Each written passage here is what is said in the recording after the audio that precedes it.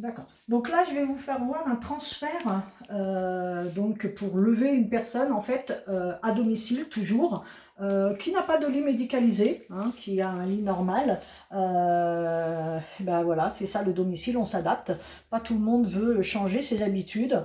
Voilà, on fait un transfert. La personne marche difficilement, hein, toujours. On est toujours chez ma maman, donc elle se déplace dans la maison avec un rollator, qui, voilà, c'est compliqué d'être toujours en fauteuil. Voilà, donc là je vais vous montrer, comme je vous ai fait voir en cours, comment on lève une personne.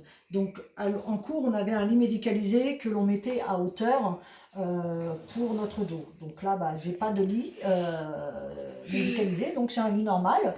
On a la chance, c'est qu'il est quand même un peu plus haut qu'un lit normal. Voilà. Donc là, on va faire comme je vous ai montré. Je prends en dessous du genou avec la paume et je mets la personne en position PLS. Hein, ça, on l'a appris. Et je vais inviter la personne à me tenir par la taille. Voilà. Donc moi, je vais passer ma main et comme j'ai le lit qui n'est pas à ma hauteur, je fais comme je vous ai appris, on fléchit les genoux, on met les fesses en arrière, on bloque la ceinture abdominale. Donc là, je passe ma main au niveau du haut du dos de la personne. Donc là, j'ai mon pouce au niveau de la nuque. Voilà.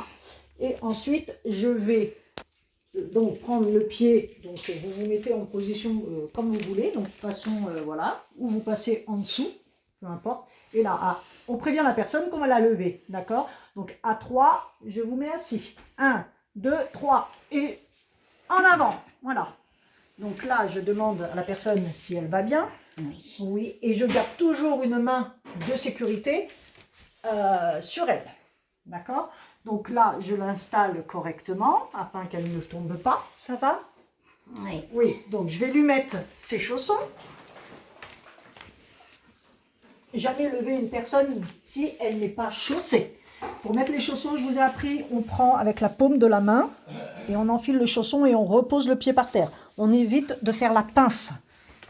Hop, mon pouce est derrière, il n'est pas devant. D'accord? On prend toujours par les bouts des doigts ou la paume. Donc là, la personne a ses chaussons. La personne est en sécurité, elle se tient, ça va? Oui. Et donc, il va aller lui chercher son rollator qui est un peu loin, d'ailleurs, parce que c'est mon fils qui filme et il me l'a poussé. Donc, je prends le rollator que je prends et que je mets au niveau de la personne pour qu'elle puisse le prendre. On s'adapte, hein, comme je vous dis. Donc après la personne, voilà. Et je l'invite à se tenir en tenant le rollateur parce que j'avais pas mis les freins. Parce que moi, je préfère tenir et être toujours derrière par sécurité.